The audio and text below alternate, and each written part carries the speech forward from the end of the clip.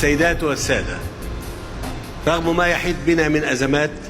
حققت مصر في السنوات الماضية إنجازات كبيرة في مجالات العمران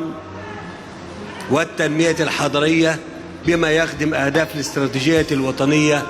رؤية مصر 2030، حيث تم تنفيذ مبادرات ومشاريع ضخمة، على رأسها مبادرة حياة كريمة لتطوير الريف المصري والمناطق العشوائية، ومبادرة تكافل وكرامة لدعم الأسر الفقيرة والأكثر احتياجاً، ومبادرة سكن لكل المصريين التي تعد أكبر مشروع إسكان اجتماعي موجه لمحدود الدخل في مصر والعالم بأسره. كما قامت مصر بإنشاء جيل جديد من المدن يتبنى معايير الاستدامة والذكاء الرقمي، على رأسها العاصمة الإدارية الجديدة ومدينة العالمين الجديدة ضمن 22 مدينة أخرى تم بناؤها بشكل متزامن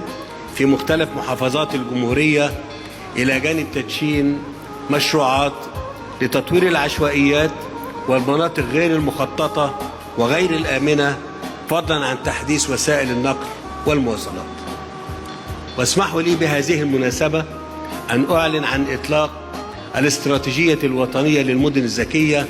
والاستراتيجية الوطنية للتحضر الأخضر، الهادفتين إلى تعزيز الجهود الوطنية القائمة في مجالات التحضر استناداً إلى المعايير الدولية للاستدامة والشراكة.